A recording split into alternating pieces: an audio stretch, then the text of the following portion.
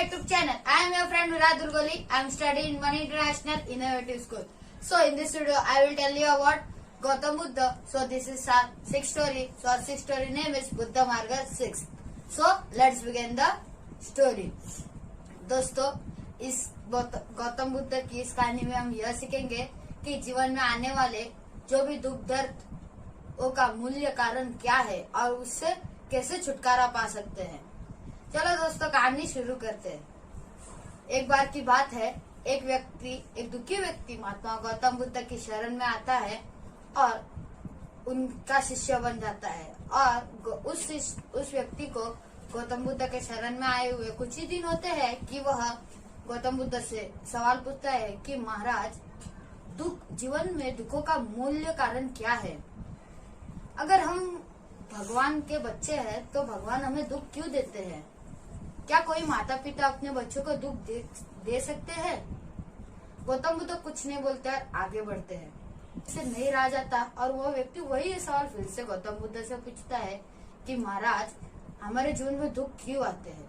हमारे जीवन में दुखों का मूल्य कारण क्या है? हम ईश्वर के बच्चे तो ईश्वर हमें दुख क्यों देते हैं?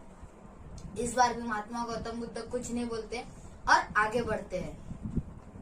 तो उस व्यक्ति के मन में वही सवाल आता है कि ये कैसे महाराज है?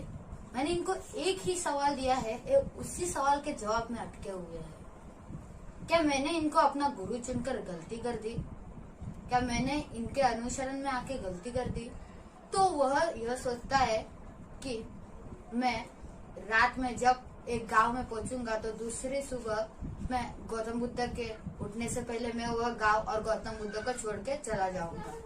तो वह यह सोचते सोचते चलते रहता है। चलते चलते शाम हो जाती है तो वह एक गांव में पहुंच जाते हैं। उन गांव वालों ने गौतम बुद्ध के बारे में पहले भी सुना था।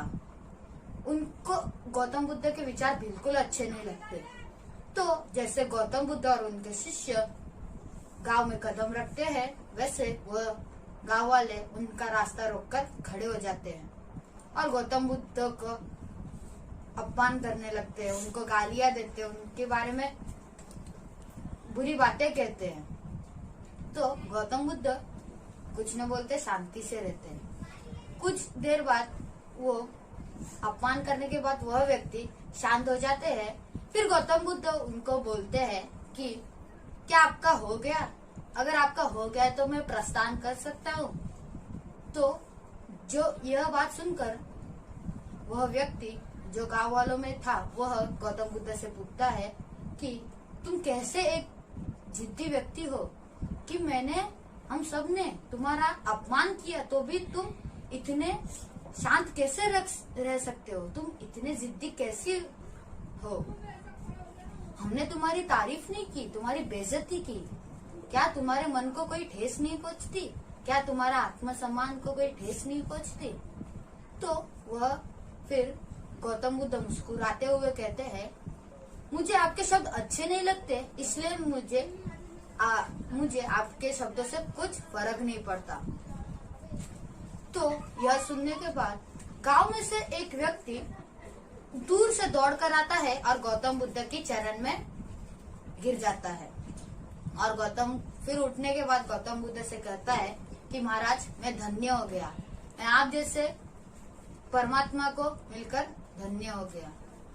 मैंने सुना है कि आप बड़े से बड़े डाकू को भी या चोर को भी साधु बना देते हो।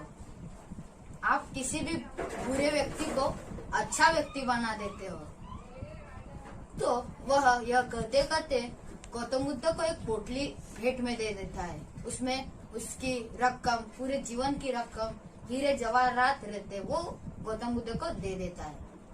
तो गौतम बुद्ध उससे कहते हैं कि मैंने अपना राज सिंहासन, मेरा राजपाट, हीरे जवाहरात, ये मोह माया छोड़ के मैं सन्यासी बना हूँ और तुम मुझे वही मिट्टी फिर से भेंट में दे रहे हो। तो यह कहते कहते गौतम बुद्ध वो पोटली उस व्यक्ति को फिर से दे देते। तो गौतम बुद्ध अपने शिष्यों से पूछते हैं कि बताओ शिष्यों, मेरे पास अब क्या बचा? तो वो शिष्य कहते हैं कि महाराज, आपके पास अब कुछ नहीं बचा।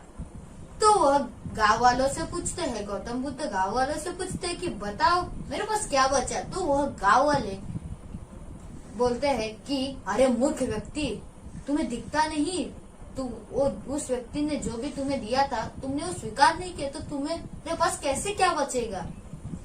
तो गौतम बुद्ध उन गांव वालों को और शिष्यों को कहते हैं कि यही है तुम्हारे प्रश्न का उत्तर, कि जब तक मैं उस व्यक्ति का भेंट स्वीकार नहीं करता तब तक मेरे हाथों में कुछ नहीं है।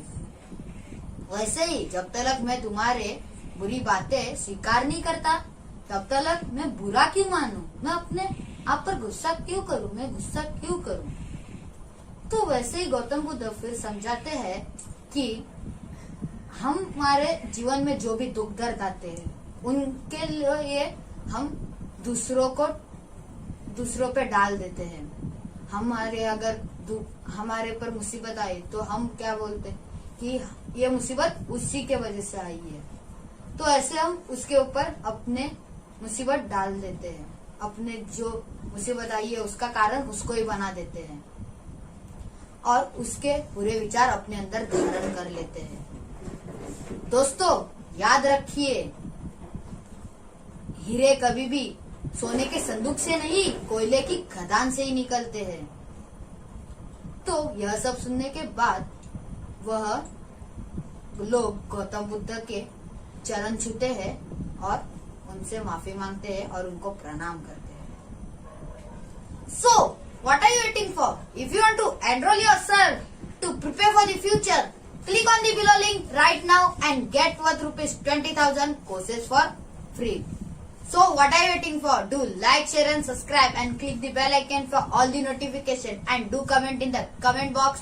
So, I'll meet you in the next video. Till that, stay tuned, stay home and stay safe.